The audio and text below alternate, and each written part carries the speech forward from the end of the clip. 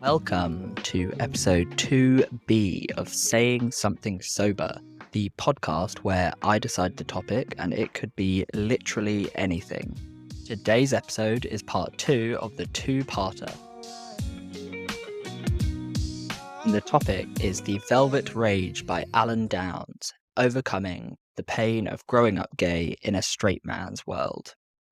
So, as mentioned last episode, I will be continuing on with The Velvet Rage by Alan Downs, and I'll be covering the key pillars of authenticity that he discusses, the questions that you should ask yourself. So these are 5 questions, and life lessons and mantras that he notes in the book.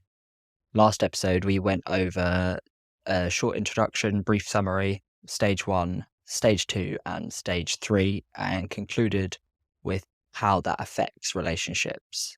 If you haven't listened to part 1 yet, I would recommend that you go do that before listening to this part, because I will get into the later stuff in the book, which requires some of the context. But as mentioned in the previous episode as well, this isn't a comprehensive summary of the book. I'm not going to mention everything that Alan talks about, just kind of the points that I picked out. So really my recommendation is that you read the book for yourself, especially if you're finding listening to this interesting. It's a really interesting read with a lot of useful information and insight to take away. Before I start talking about the new bits, I just want to circle back corporate speak to the part about stage 3 relationships that I talked about towards the end of the last episode. And throughout the book, Alan uses direct quotes from his patients that appear in the book as columns of text separate from the actual text of the book. And I just wanted to read one from Jeffrey on page 127. I've been lying to everyone for most of my life. I lied to Tom, my best friend in high school, when he asked me if I was queer. I lied to every girlfriend who I used to prove to myself that I wasn't gay. I lied to my parents about who I was dating, what my life was really like, or even when I would get married.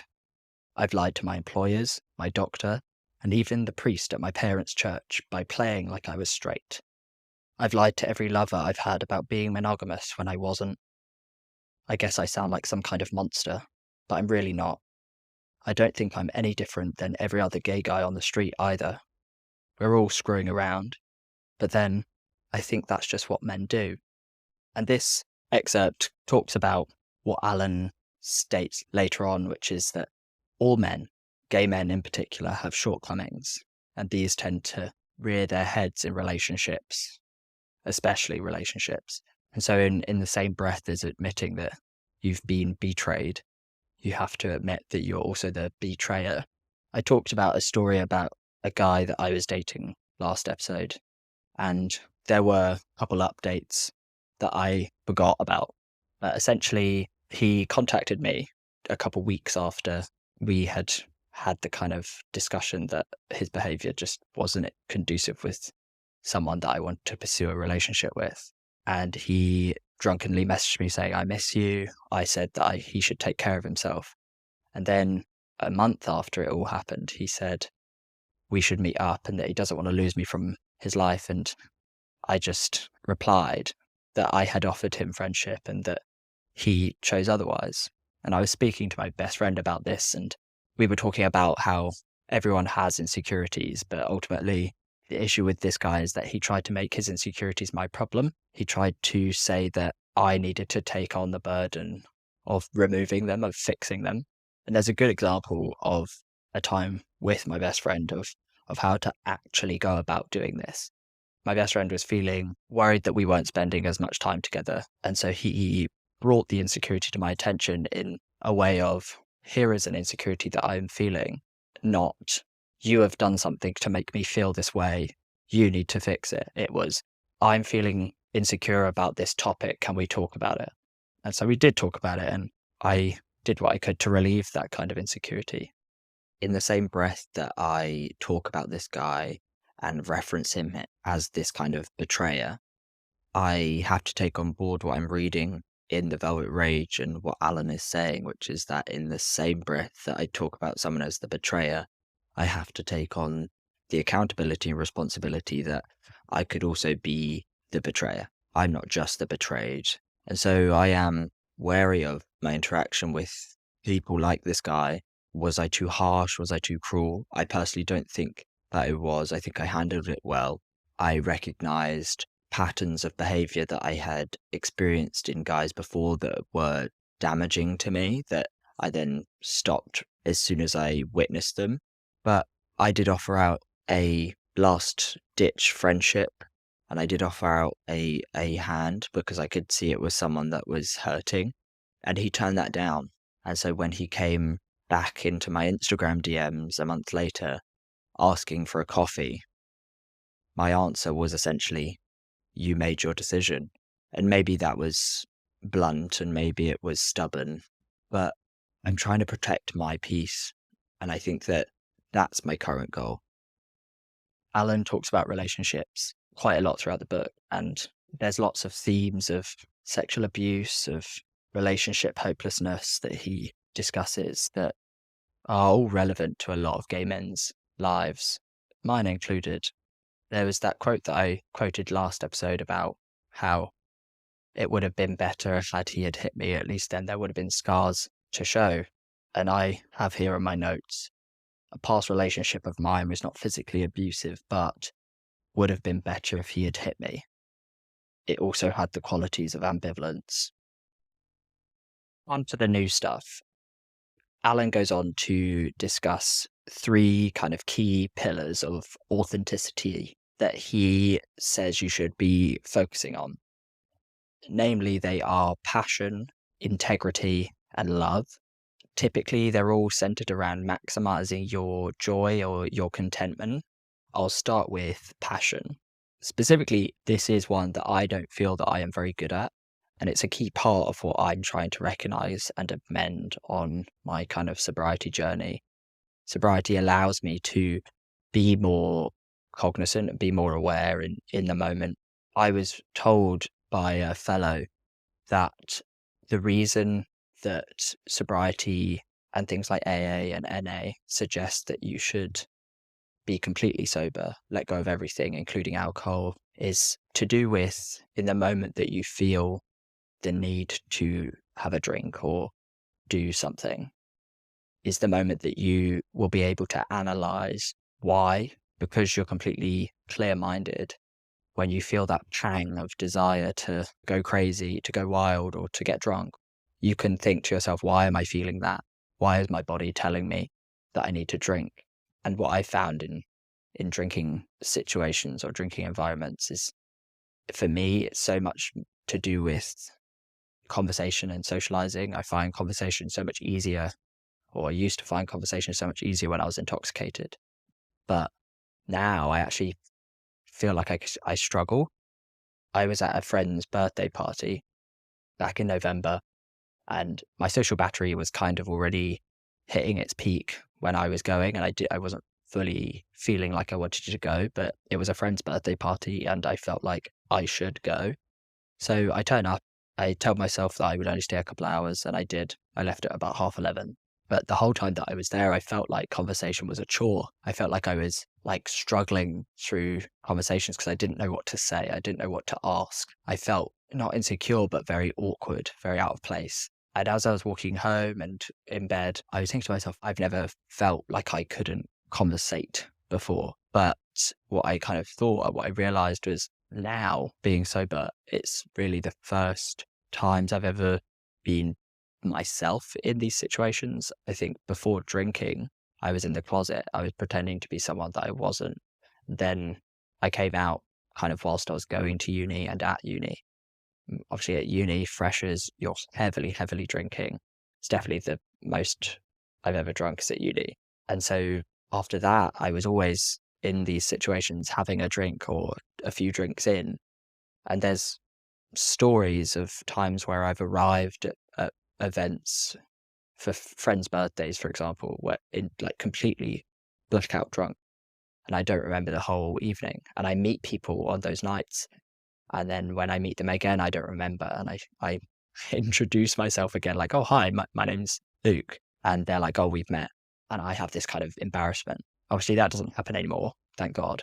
But in this social situation where I didn't know how to react, there was a certain element of it. I was worried, why can't I? But when I was lying in bed thinking about it, I kind of had a kind of clarity of, oh, I got used to being myself drunk. I got used to being myself intoxicated. So all I need is time to get used to not being that, to being myself without that.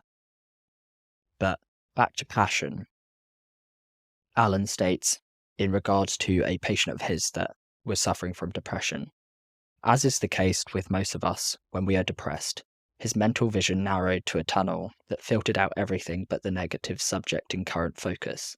He had great difficulty imagining himself not being depressed, and stated that he had not felt joy in years. He'd been in several relationships with other men that had been short-lived, mostly because they couldn't tolerate his continually gloomy mood. What was at the source of Danny's depression wasn't the lack of joy, it was the lack of noticing joy. Alan is talking about passion and talking about how when you are in those moments of enjoying something or doing your passion, something you're passionate about, the key piece of advice is to actively recognize it, to have that kind of thought of like, oh, I am enjoying this. This is a passion of mine. And like I said, I don't personally feel like I'm very good at this yet. Sobriety is helping me because I can be more aware of my situation. But I remember when I asked myself when I first started sobriety, what are my hobbies? And the only answer that I could find was going out, drinking, clubbing. And obviously my emotional reaction to that was sadness and disappointment. But what I've tried to put active effort into is finding hobbies, doing things I used to do. I play a lot more video games now because A, I have more time, and B, that's what I used to do when I was younger. That's what I enjoyed as a kid. I bought myself the new Pokemon game just to enjoy it, and it was fun. And I'll probably buy the DLC too. And even this, podcasting, it's an attempt at me trying to find something that I'm passionate about, something that I enjoy. I've always wanted to start a podcast. I've always thought about it. It's always been that little thing between me and a friend, like, oh, we should so totally record our conversations. But I just hadn't had the time before because I was too exhausted or anxious or mentally taxed to see joy or to recognize my passions or to even enact things that I thought I could be passionate about. Alan talks about passion more and says, a common problem among people who report that they don't feel joy or have lost the joy that they once felt is that they are physically tired and overly stressed. The writing that once brought you joy is likely, in this state of exhaustion, to feel like a tedious chore. To increase your experience of joy, it is helpful to mindfully notice when you are feeling joy. When you feel some joy, even if it is slight, notice what you are doing at the moment and where you are. And that kind of underpins what I've just said, but as someone who has ADHD, I'm not very good at remembering things, or I'm not very good at remembering to do these mental behaviors. So what I'm going to do, haven't started yet, is journal. And that is a huge recommendation of pretty much any sobriety guide. It's to, at the end of the day, take a kind of mental inventory of your day. If you felt joy at any moment during the day, note it down. Why?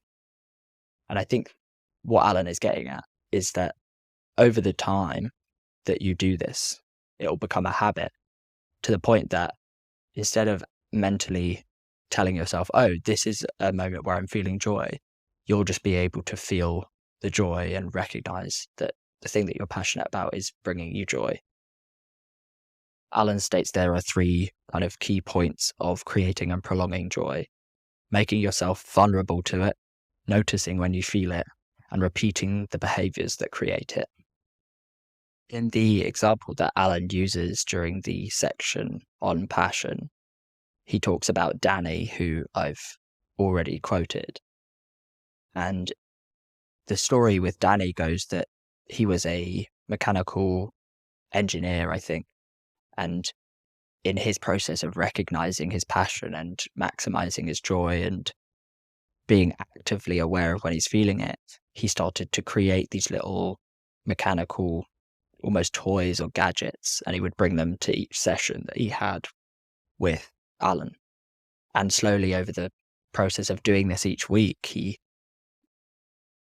fought out of that depression that he was in. And it's essentially that small but daily practice of recognizing joy and repeating the behaviors that you recognize are producing joy is what makes you able to feel joy more.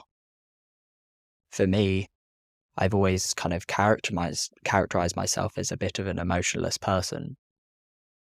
But really, as I reflect on that, I'm not entirely sure that's true. I think I'm afraid of emotions. I'm afraid to be vulnerable to people. I keep my emotions to myself. I'm quite insular.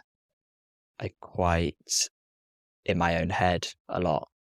But if I'm being honest, it's more so that I've spent so many years trying to avoid shame, trying to avoid anything to do with being seen as gay or feminine or anything in the moment that I was feeling insecure about, that I've cut myself off from a lot of emotions.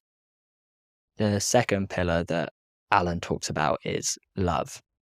And on love, he says, the sad truth is that it is difficult to ascertain love when you are driven to avoid shame. Joy is in short supply, and much of your attention is consumed with avoiding shame through work, sex, addictions, etc. During stages 1 and 2, what you think is love is often more an appreciation for another person who assists somehow in your quest to avoid shame. When I realized this for myself, I found it deeply disturbing, as do many gay men, the realization that I had never really felt love for another man. Real joy comes more from such things as enjoying another's company, connecting emotionally, and common core values. Now, that talk of how when you're so distracted by avoiding shame that you kind of cut yourself off from feeling love, and when you're in stages 1 and 2, you're obviously either trying to avoid shame completely or trying to compensate for it by seeking inauthentic validation from people.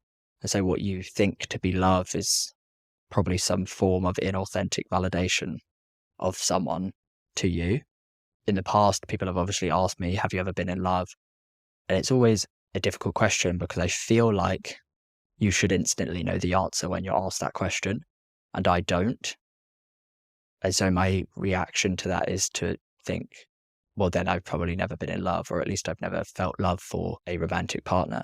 As I started my journey, dating and romantic kind of interactions have definitely been more active I've definitely been more aware of what I want and what I'm looking for and trying to connect on a more solid basis. There is the recommendation out there that you shouldn't date or seek any kind of romantic interaction with anyone in your first year. I haven't myself prescribed to that, mainly because life is busy and I had things going on with people before I started sobriety that continued on and didn't go anywhere. But I don't ever want to cut myself off from the possibility, but I'm also not out there actively putting in effort. Do I want to be in a relationship right now? I don't really know. Don't know if I have the time, but I think there's the possibility that it could come around and feel right. And I don't want to not be allowing myself that. Alan's kind of recommendation in regards to love, the second pillar, is that you need to let go of those surface pleasures and start thinking about connecting with people authentically and enjoying people's company on a deeper level. He states, learning to let go of the surface pleasures and instead being mindful of the consistent joy leads you down a very different path in seeking a partner. No longer are you looking for a man who fits your predefined features list, but rather you're wanting to experience a man who stirs an unspeakable happiness within you. He may not be young, gorgeous, muscled, or rich. The truth is, all this becomes irrelevant. He brings you real joy, and you to him, and that's all that matters. And obviously, this is easier said than done. Alan is basically saying, let go of all the superficial elements of attraction.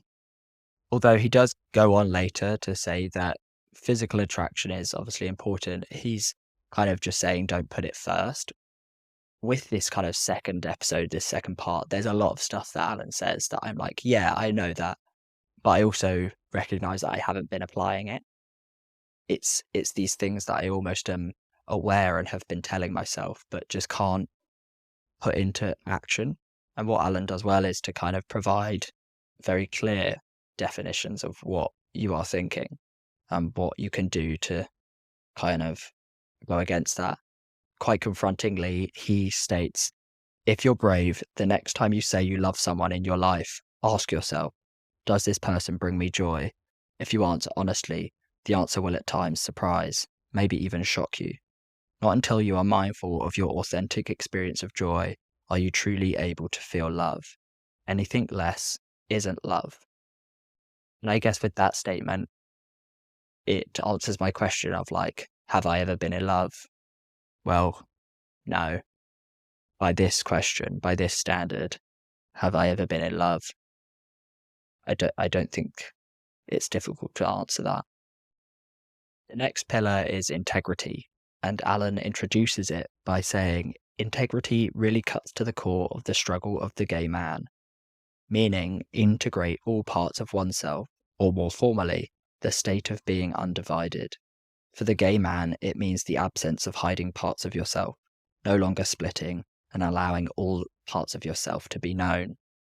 And I talked about this briefly last episode, but the concept of splitting is the idea that gay men in the closet have multiple versions of themselves that are the truth to different people in their lives. There's one to your family, one to your friends, one to a different group of friends, and so on.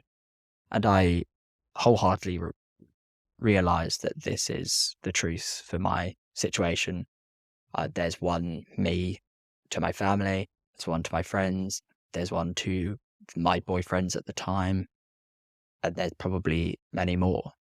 Even growing up, I actively recognize not telling certain people that I play video games or not telling them specifically which video games I play because I don't want them to judge me or be seen as this or that. There are a couple experiences growing up where I consolidated maybe two versions of myself. I remember at school, all boys needed to have a favorite football team and you all needed to like football, and that just wasn't me. I didn't enjoy football, but I played it at break time, and all of my friends had their favorite football teams that they knew everything about, which I just didn't.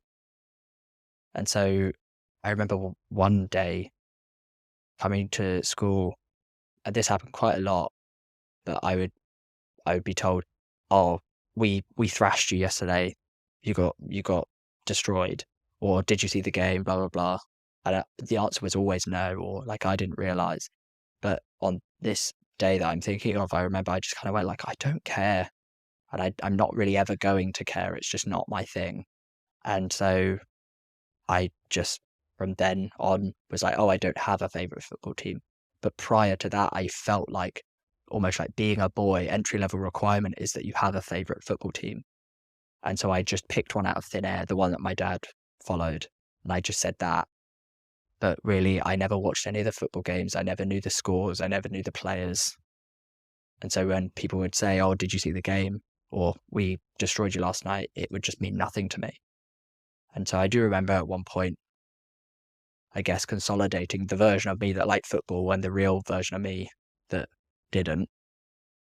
But I think integrity is the key pillar for me that I'm leading with, at least. I'm trying to be more myself. I'm trying to be more open and honest about the things that I enjoy. I mean, I'm posting these podcasts and I'm sharing them around friends. So that is a big step, I guess. I mentioned that passion is a difficult pillar for me. Love is obviously a difficult one, but love is kind of situational. There's not anything right now for me to prioritize love as a pillar. Passion, I'm trying to do that. I'm trying to do what Alan suggests, which is, for example, making this podcast or playing more video games. And then in tandem with that, I'm trying to be more authentically myself by sharing that these are the things that I do in my free time, being more myself. Even at work, I'm trying to do this. I think for the longest time, if something was wrong in my life, if I'd been broken up with, or I was in a bad mood because I'd had a fight with friends, I would go to work and I would just put on a brave face. But something changed when I started sobriety. My journey started with a breakup. It wasn't necessarily any breakup that was especially worse than any other, but it kind of just broke me down to a point where I was so sensitive. And I think people at work recognized that. And I just was honest about what had happened or what had gone on. And kind of from then on, I've not hid away from saying, oh, things are better or things aren't great. I went on a holiday to America back in October, and that holiday, kind of a solo trip, went out to see friends. And it was a very healing experience. I got to experience Washington, D.C., which is a really, really gorgeous city. If you haven't gone, I would recommend like a quick, short weekend, especially if you're gay. It's a really pretty city, very walkable, and I had a kind of a healing experience being there. I felt independent. I felt like I was coming into my own. And I got back from that trip and someone at work asked me about it, and I was just upfront. I was like, it was a very healing holiday. And I think there is that fine line between being being authentically yourself, but knowing when to provide detail to that. Alan states, even after the gay man has entered stage 3, integrity can sometimes be difficult to maintain. And I guess that's something that I've got to keep in mind, is that just because I'm doing it now doesn't mean that it's permanent. He says kind of in the introduction to this section of the book that it is daily practice, not contemplation, that creates the life that you want. And that's probably a sound that will rattle in my head, echo in my head. It's daily practice, not contemplation. Just thinking about it doesn't do anything. Practicing it is great. Practicing it daily is what's going to actually make change. So I guess as a conclusion to the 3 key pillars of authenticity, my takeaway is that right now my focus is integrity. My focus is trying to be more myself. I've gone back to things that I've enjoyed when I was a kid. I've taken up hobbies that I've always thought that I might enjoy. I'm going to try playing hockey again in the new year. And that's something that I used to enjoy, but I kind of dropped when I went to uni. But it's something that's always been in my head that I want to do. I just haven't had the time or mental capacity or emotional availability to do it. Passion is kind of the secondary pillar to that. I'm, like I said, going back in my books almost, or the books of my life, my memories, and trying to remember things that I used to be passionate about and things that I want to take up again and be passionate about again. But I guess in the future, there will be new things. What I'm doing now is working with what I remember, working with what I have. But there's definitely new things out there that I'm passionate about that I could take up. And then lastly, love. It's not a huge focus for me at the minute, mainly because the context doesn't provide me the ability to focus on this pillar. But asking myself if I love someone or if I just enjoy what they provide me, which is validation, will be a key thought in my head. I think on the whole, what Alan touches upon in these key pillars of authenticity, as he calls them, is being honest with yourself inside. And I have always thought that I was being honest. I've always seen myself as someone that's really capable of being logical and pragmatic, almost to a fault. I used to think I was emotionless. That's because I'm so logical about things. But if I'm being honest with myself and reflecting, I was kidding myself. I was rationalizing things without realizing what I was rationalizing. And I did this when I was younger. When I was in my childhood, when I was in the closet, I suffered from depression and I used to rationalize it and tell myself that this is just what everyone felt. And it was only once I got to uni and had a conversation with a friend that they informed me that these kind of thoughts, these kind of feelings weren't normal. And I probably knew that they weren't normal at some point, but over years of just rationalizing it, I just thought it was what everyone felt. So in the new year, I will be more aware of myself and more honest with myself.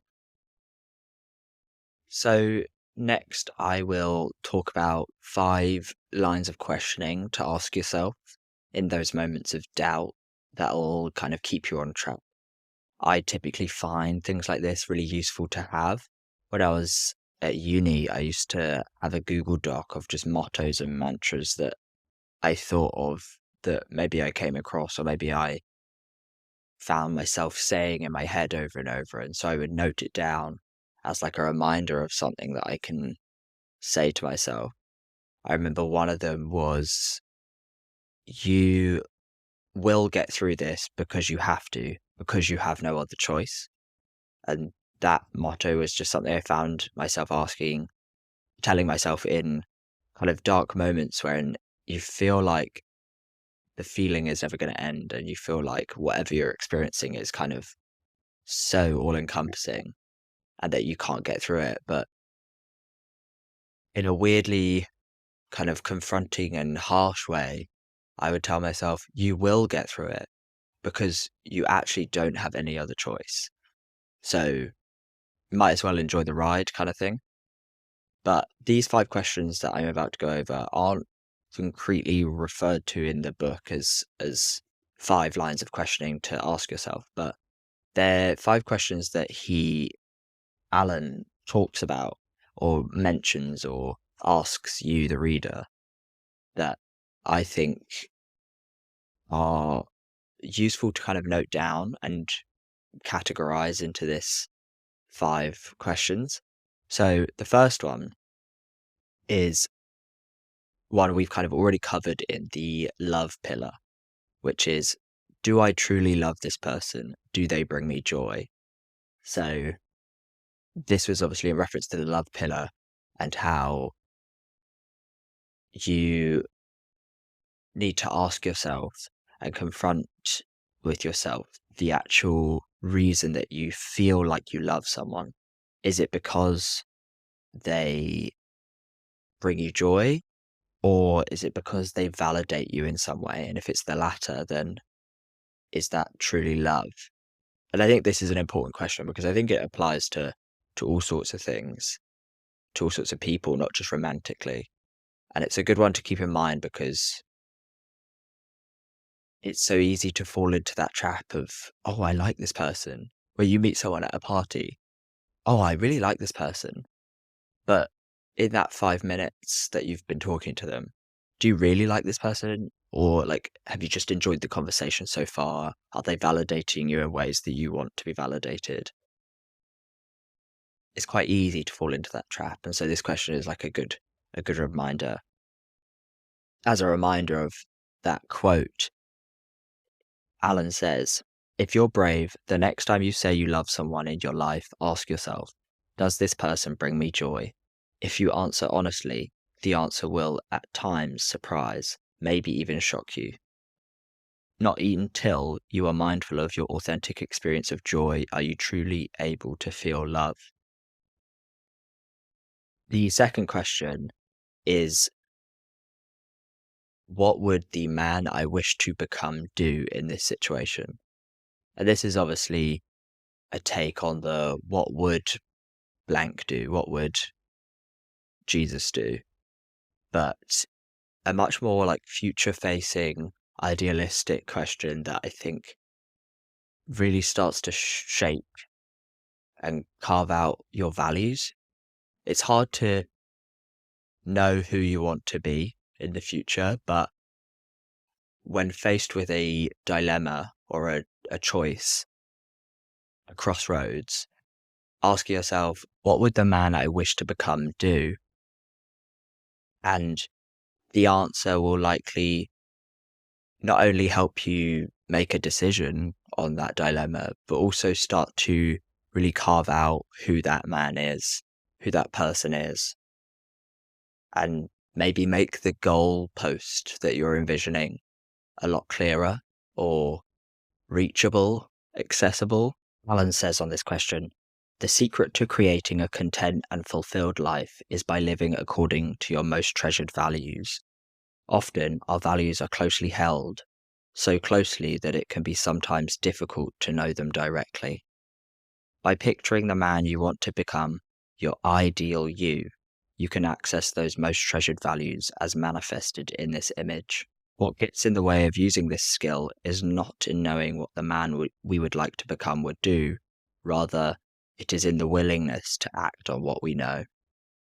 And I guess that last bit is quite important because, like I said, asking yourself this question is a way to understand who you want to be, but potentially the answer will be difficult to enact. For example, if you feel like you need to quit drinking and you ask yourself, what would the man what I wish to become do? And the answer is quit drinking. That might seem like a huge mountain to overcome. I mean, at least for me, before I stopped drinking, I didn't think it would be possible. I thought it would be really difficult. I thought there was no way that I could separate drinking from my life. It was so embedded. But just one work drinks one evening, I just decided I'm gonna have a 0% beer instead. And I had a much better time that evening. So much so that I was like, okay, let's try this again tomorrow. And then tomorrow came and I said, well, okay, well, let's try this again tomorrow. And I just told myself that every day. The next question is, will this choice contribute to my inner peace? And this is obviously attached to a thread that is throughout the pillars and will continue throughout the life lessons that I get onto. But this question is about weighing up the value of doing something, of buying something. And I find myself asking myself this a lot in those purchase situations. Like I said, I bought myself the new Pokemon game for my birthday. And I weighed up, will it contribute to my peace? And the answer I felt was yes, because I enjoy gaming. I'm trying to get more into my hobbies. I'm trying to figure out more about what I like. And that was a means to do that. Alan says on this question, when the noise of conflicting feelings, life pressures, and such reaches a crescendo in our minds, it is easy to lose our perspective on what is important. We can convince ourselves that choices that promise success, money, love, and popularity are in our best interest. But is that same choice likely to increase our experience of inner peace? The next question, the fourth one, is the emotion informing or controlling me? Will acting on it do harm? What I'll touch upon later is a concept that Alan coins, the contemplative moment, which is essentially the pause between feeling an emotion and acting upon it. And in that moment, he's essentially saying you should ask yourself, is this emotion informing how I am behaving, or is it controlling how I am behaving? Will acting on that emotion right then benefit anyone? Will it do harm to someone else? Will it do harm to me? I think not acting on emotions is extremely difficult. At least for me, I find that I respond in situations the way that I think people want me to. And then after the fact, I am thinking about the situation or what happened. And that's when my feelings start to rise up, and I feel like I can't now respond in the true way of my emotions, because in the moment I made it seem like it's okay. If someone annoys me or offends me, in the moment I'll do whatever I can to kind of dampen down the situation. But after the fact, I'll start thinking to myself, actually, that hurt. But now I feel like I can't bring it up because I've made it seem like it's okay already. If I had asked myself this question in that moment, if I'd paused to have that contemplative moment, potentially I could have raised that my feelings on whatever had happened weren't positive. Last question, the fifth question, is, will this investment contribute to my overall contentment? And by investment, it is obviously meaning a lot more than just financially. Will this emotional investment contribute to my overall contentment? Will going to this party tonight contribute to my overall contentment? I'm actually recording this part of the podcast on New Year's Day. The first part of the podcast of this episode was recorded before New Year's. I went to a New Year's party last night. It's probably the first time I've gone out for a long period of time since being sober. I went out for Halloween, but I didn't stay too late. Whereas this time I got home at 7 a.m. I didn't have any drinks. I just had Red Bulls and 0% beers, and I had a great time. I left when I wanted to leave. I was surprised at how late my body told me that it wanted to go. I'm so used to nowadays my body saying 1 a.m., 2 a.m. at a push, I want to go home. But I was having a good time, and it was New Year's. The vibes were good. We were all enjoying our company, each other's company, and it was fun. So that investment contributed to my overall contentment. It's almost like on a night out at a party, at a house party, I'm having these mental check-ins with myself every 15, 30 minutes of like, do I still want to be here?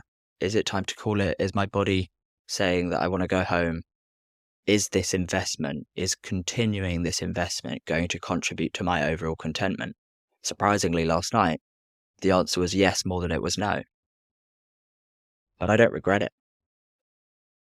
I feel tired, but I had fun.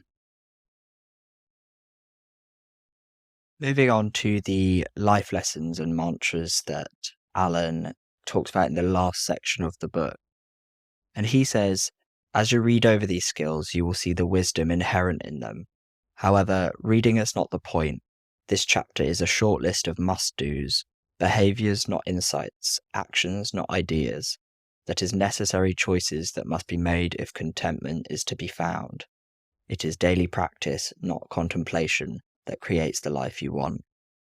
I often say that the journey from the head to the heart is taken with your feet, meaning that the only way to really integrate insights into your life is by behaving differently. Consistent and continuous practice is the magic that makes the real difference in our real lives. And that last kind of metaphor, I think, is a really apt way to put it. He provides quite a lot of insights and tips on how to actually make change.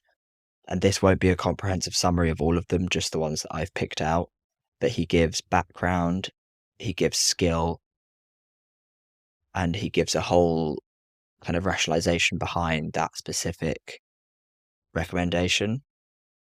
And though it's a recommendation, he's saying if you actually want to see change, reading it is just one thing, doing it is another.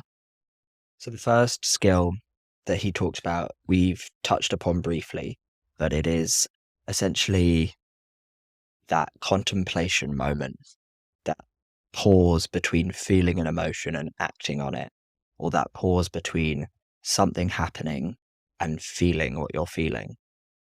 He says, There's nothing wrong or inappropriate with feeling the emotions of anger or shame. However, acting on these emotions in the moment isn't really helpful. It certainly doesn't help the situation improve, and worse still, it is likely to cause you to feel more of this emotion in the future. There is a big difference between feeling an emotion and acting on it. And I think this is an important lesson to be learnt for all people. Obviously, Alan here is talking about gay men and in relation to unpacking their shame and striving for a life where they're being authentically themselves in a way that prioritizes their contentment. And I think that is obviously a lot easier said than done. But for me, moments in which things happen that later on I feel a certain type of way about, maybe a transgression, an offense, I often struggle in the moment to recognize what it is, struggle to recognize it as it as a moment that's going to impact me negatively. And to be honest, the same for positively. In the moment, I struggle to even feel the emotion. And it's only after the fact that I go, oh, wow, that was really good, or I feel really excited about that thing, or oh, that really hurt, actually. I took offense to that comment. And that's something I struggle to grapple with because it's hard to pause in the moment when your brain is on people pleasing mode. And that's the mode that my brain is on constantly. It's just to make it seem like everything's okay, dampen the awkwardness, fill the silence. So it's hard to train your brain into pausing and slowing down. The ADHD also doesn't help there. Alan also says, emotions inform us but control us only if we allow them to. Creating the contemplative moment between feeling and action is an important practice for authenticity. Acting on an emotional urge isn't necessarily honest, authentic, or effective. In fact, it will most likely do harm. And I think that last point is really key. And essentially, he's saying acting on emotion right as you feel it isn't necessarily the most authentic thing to do just because you feel the emotion. I think logic and rationalization and a clear mind might change the way that you behave. And if you're prioritizing being an authentic person, then you need to take that moment to pause and think about how you actually should handle this situation. I think there's a misconception that behaving based on your feelings makes it more authentically you, when that kind of takes the idea that we have no control over our emotions, or our emotions are this otherworldly thing that are out of our control. But in reality, that's just not true. You can calm yourself down, you can work yourself up. On this, Alan states, simply, you are not a victim to your feelings. The next skill that Alan talks about is one that I've heard ad infinitum at my support groups. It's life on life's terms. And there's obviously a lot around this. There's the serenity prayer. So grant me the serenity to accept the things I cannot change, the courage to change the things I can, and the wisdom to know the difference. It's all about this idea of accept reality as it is and accept what you can change and what you can't, because that's it. That's life. It is what it is, essentially. Alan talks about how there are no shoulds, only what is. And he talks about how he attended a professional training workshop and the speaker said, everything is perfectly as it should be. And people reacted negatively in this workshop. And he says, and I quote, the point of understanding that what should be is always what is. In other words, the speaker was stating that there really are no shoulds in the world, only what is. The shoulds are fantasies, large and small, and are not reality. They do not exist. Later on, he says, In short, this skill requires we accept everything about reality before we even consider making a change. And essentially, this skill is about letting go of these ideas of what could be better. If your situation is somewhat negatively impacted by something out of your control, wallowing in that isn't going to help. It's just going to make things worse. I have this sobriety tracker app that provides these daily motivation points, and some of them are kind of cringe, but there's one that crops up every now and then that I like, which is, if you're going to go through hell, why not act like you own the place? The next skill is accept everything about reality before we consider making a change. Acceptance is not approval. So this is somewhat connected to the previous skill, but it's essentially realizing that just because you accept something doesn't mean that you approve of it. Life is how life is. Everything is perfectly as it should be. Just because you accept that everything is as perfectly as it should be, should meaning that's just how it is, doesn't mean that you approve that this is how things should be. The world is obviously a hugely complex place, and sometimes things are unfortunate for people. And just because you accept that that's how the world is, doesn't mean you approve that things are unfortunate for people. I think online there is this huge wave of people trying to moralize everything, trying to add some kind of morality to every choice that people make. Ultimately, just because you are living life as though something is just what it is, doesn't mean that you approve that that's what it is. You're just not wasting your time complaining about it, because that's just going to make it worse for yourself. The next skill is, don't treat the moment as a way to get to the next one thing at a time, one thing in each moment. And I really, really struggle with this kind of thing. I think I am quite a fast-paced person in the way that I speak, in the way that I am. I'm high energy. I easily get excitable and hyper. And obviously, ADHD, again, has a big role to play in that. But what this leads me to do is kind of let moments pass by, or get so absorbed by what's going on that I don't kind of appreciate what is happening. If I'm looking forward to something, I'm thinking of how to fill the time before that thing. I'm treating the moments before the moment that I'm looking forward to as just stepping stones to get to that moment that I'm looking forward to. And so Alan kind of says that we should let go of that feeling that each moment is just a way to get to the next one. Treat each moment as a unique experience in itself and be present wholly. The next skill is a really important one. The failure to accept others as they are only serves to increase your own distress. And so this is the idea that judgment of others is inevitably reflected onto yourself in private. People who are externally judgmental are highly likely to be internally judgmental. Alan says, and I quote, "The failure to accept others for who they are only serves to increase your own distress.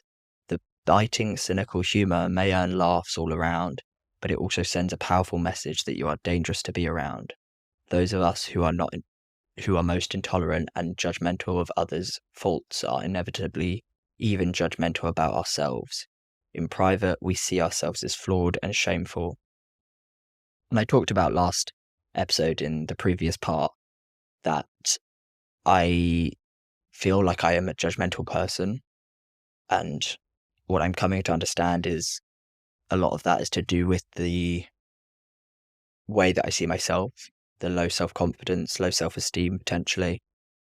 It's kind of a key problem for me, being a judgmental person. And I know that this comes from a place of insecurity and these high standards that I have. are high standards that I've set for myself that are kind of unachievable and almost don't really matter.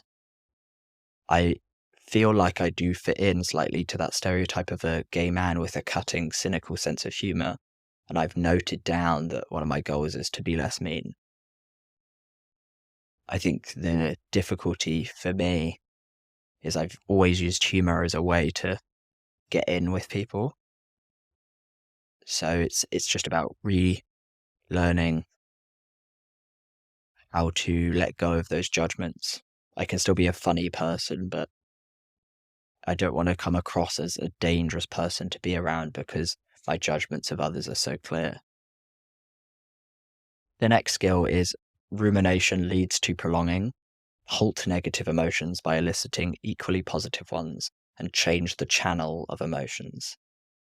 So this skill kind of relates to a concept that I talk a lot about with one of my best friends, which it comes from therapy quite broadly, where the recommendation is that you don't talk about the things that you've been through or the negative things that have happened constantly. And my friend was telling me that he was worried about talking with his family too much about things that he was struggling with. And when his therapist had said this to him, he recognized that he only ever called his mum when something was wrong. And so whenever he called, she got worried. He wasn't just kind of prolonging the emotions for himself, but by discussing it, but he was sharing that burden with his close ones. I feel like you should be able to talk to anyone about what's going on. And so it's not a case of stopping entirely, but potentially it's about talking about it with a close one once, exercising that demon, and then letting it go. Alan says that rumination leads to prolonging and that we need to change the channel of emotions. When we find ourselves floating into these daydreams of those negative experiences, you need to find a way to elicit a positive one. If you enjoy going to the gym and you find yourself really anxious that day, go to the gym. For me, I find myself falling into daydreams or kind of those mental pathways, those negative mental pathways right after social situations in the Uber home, thinking about why did I say that? That's going to make them think this. That's going to make them think this. And what I do in response to that is positive affirmations. They didn't feel that way. You're being silly. Like no one would think that. And that I do find that helps. I think we all have that inner voice that seems to be out for our own demise. And I think you need to stop that process of going over something over and over again. You may feel that it's helping, but it's just kind of prolonging your feelings about it. What I've started doing in sobriety is exercising or reconciling with a lot of trauma. These are things that I've thought about quite consistently over the years, but never really categorized as trauma. And so reconciling with it now is kind of a process of trying to let it go, trying to stop that rumination, trying to stop the kind of every couple of months, the top up of that distress. The next skill that Alan talks about is respect your body. Do not view it through the lens of future attachments. Body parts are more than wallpaper. I think the gay community has a pretty huge problem with body positivity, and I don't think that's kind of a controversial statement. I think it's widely understood. It's highly applicable for all gay men.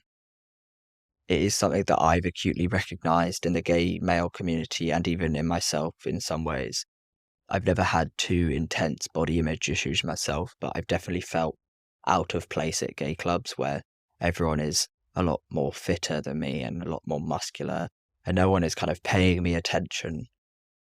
In fact, I remember kind of multiple occasions where those emotions, those thoughts, those feelings caused me to have panic attacks, these anxiety attacks where I needed to get outside because I felt like I couldn't breathe. And that made me flee to the smoking area or to the bar where I'd buy another drink, I'd get paralytic or more. I've taken recently, very recently, to trying to enjoy my body a lot more. I've never been good at looking after it or eating, but I'm also not the type of person to live in a gym. It's just not something that I think about and desire. And I've decided that I'm okay with that in a bid to kind of celebrate or enjoy my body and, God forbid, maybe even feel sexy. I've posted kind of pictures to my Instagram that I would never have posted a couple years ago or even a couple of weeks or months ago. And those Instagram posts is what kind of led to the whole issue with that boy that I've mentioned earlier in this episode, because posting these, as they're widely known, thirst traps, was seen as this big disrespect. But my feeling is I want to be able to post those whether I'm single or in a relationship, and I would want my partner to be okay with posting those. In fact, I'd want my partner to celebrate me posting those. The next skill that Alan talks about is nothing lasts forever. This is the idea that feelings feel like you won't ever not feel them. They feel insurmountable, but they're not. Feelings pass. He states in this section, suicide is a permanent solution to a temporary problem. And I've heard that before, and I think it's obviously very poignant. And it links to one of the mantras that I mentioned that I used to tell myself earlier. So I used to tell myself, you will get through this because you have to. You don't have a choice. The idea that feelings will pass and you will be there on the other side when they pass. So you're going to get through it. You have to. Time passes, feelings change. You don't have a choice but to get through it. It might be difficult, you might not like it, but you will get through it. And kind of connected somewhat to that motto that I used to tell myself was this suicidal ideation that I used to have. This feeling that if it ever got too difficult, that I would just end it. But this motto, in response to that, is you will get through it. You don't have a choice. Suicide isn't an option. You don't have a choice. You will get through it. You have to. The next skill is probably the hardest one for me. Shortcomings. Be generous in admitting your shortcomings, missteps, and failures. So I feel like I have this deep, innate resistance to accepting when I'm wrong. And I can't have that contemplative moment when I feel my back going up. I struggle to have that moment of like, take a breath. Yes, admit your mistakes. I've made active attempts to stop, but mostly I find that I still can't. And once the words of defending myself have left my lips, I can't take them back.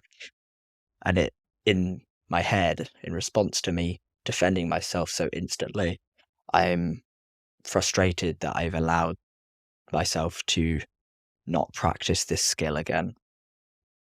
However, in times when I have admitted I was wrong, I either feel that I must justify myself then to the person, oh, I've made this mistake because of this, this, and this. I have to caveat my mistakes, or I feel my back going up after accepting the mistake. And then I feel it going up more when I'm realizing that they won't admit their side of the issue too. Alan says a lot earlier in the book on page 90 that another common experience with these couples is that of pseudo-apologies, because owning a mistake is shame-provoking only when you really believe that you are responsible. It is possible to apologize for a long list of things that you really don't believe you have done, but will earn you points with your partner. He continues, you begin to feel like the martyr as the resentment mounts. the one who is always making sacrifices for the sake of the relationship. And as I think about this topic of responsibility and owning up to your responsibility and my back going up when I feel like someone else isn't, I kind of recall this extract from earlier in the book and think, am I really apologizing then? Is this a pseudo apology? Am I treating myself like a martyr because I feel like I'm taking my responsibility, but they're not taking theirs? Another skill that Alan talks about is always consider and verbalize your responsibility first. So ask yourself before confronting someone on an issue, what have I done to contribute to this problem? And I think that's a good tip in tying in with the previous skill, which is if you are always verbalizing your responsibility first when confronting people on an issue, then they will likely feel more comfortable in admitting their mistake in response to you. In relation to these two skills about being generous about admitting your mistakes and confronting people with your responsibility first, Alan says, think about it carefully. Why has Judy Garland always had such a loyal and die-hard group of fans, even 50 years after her death? What fueled the behind-the-scenes rage toward Martha Stewart? Why do we still love and remember Elizabeth Taylor? All of these examples have one thing in common. People are sympathetic when they sense humanity in others and are put off when they see nothing but perfection. The next skill is once you own the injury, you realize there isn't any pain. Own your side of the street.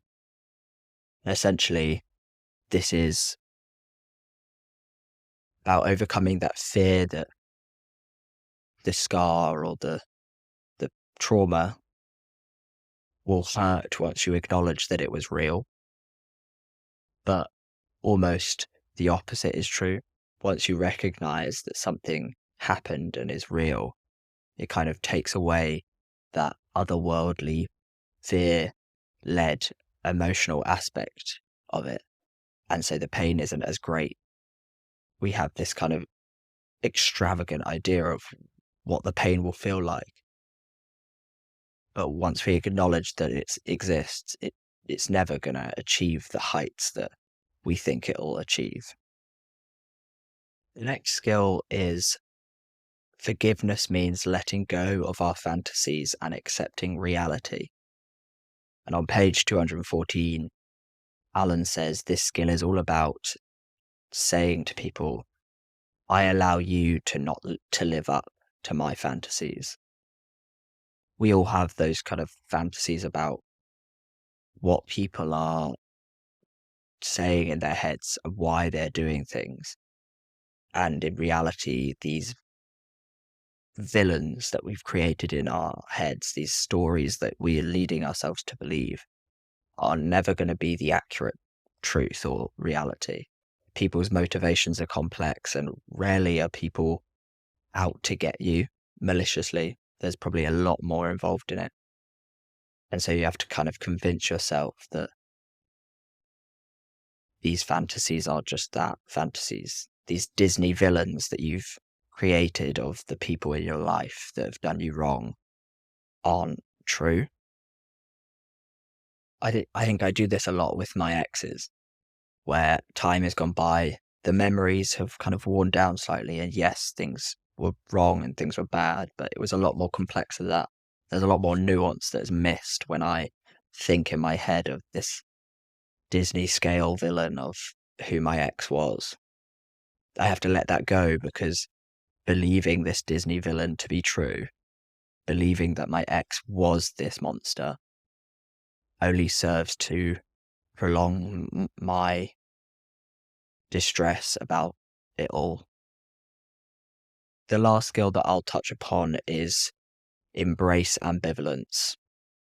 Naturally in life, we will have competing feelings, and that is just reality.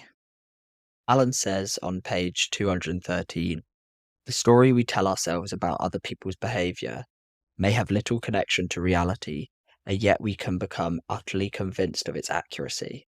Forgiveness as a skill is deeply rooted in our ability to let go of our most treasured fantasies and accept reality as it is, and not as we wish it to be. When we truly and radically accept reality, we loosen the commitment to the story in our heads and instead embrace the facts without judgment. He continues on the next page. Defaulting to forgiveness is also not the same as allowing that person back into your inner circle of intimacy.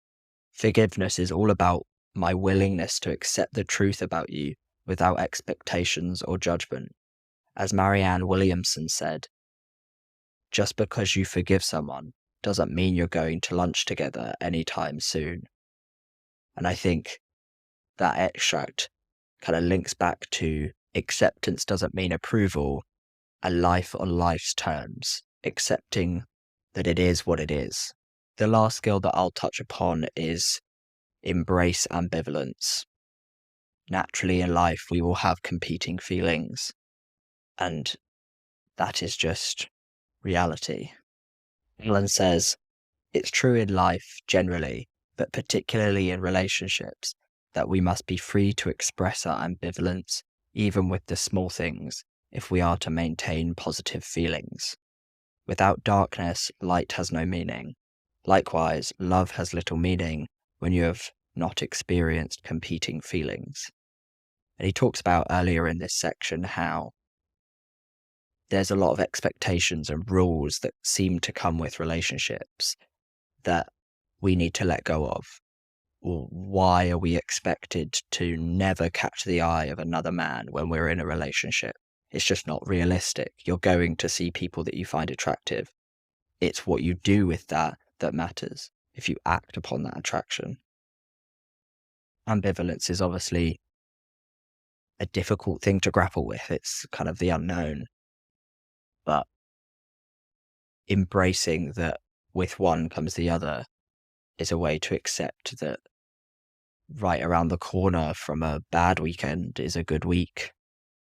After a rainy day, there's a sunny day. It all kind of is interwoven together, but there's that larger point of nothing lasts forever. You'll get through it because you have to. And understanding that the world is ambivalent means that when you feel down, you know that feeling up is coming. Someone in one of my support groups said that he uses the metaphor of the tide is out when he's feeling depressed. So the tide may be out, but for the tide to be out, it has to come back in. And in that same breath, when the tide is in, you have to be ready that the tide will come out at some point. I think it's a very apt metaphor, and it's a good way of understanding that the ebb and flow of life means that some days will be good and some days will be bad, and that's okay. Sometimes when I'm feeling negative, I get stuck in that mental space of how did I let this happen again, or what can I do to stop this from happening again? But sometimes things are out of your control, and it's okay to feel angry about something or sad about something, as long as you are aware that that moment will pass, that feeling will pass. You don't act upon it in a way that's going to negatively impact your life. Before I end this episode and finish The Velvet Rage by Ellen Downs, I just wanted to conclude with this longer extract from the epilogue, and this comes from Alan's perspective.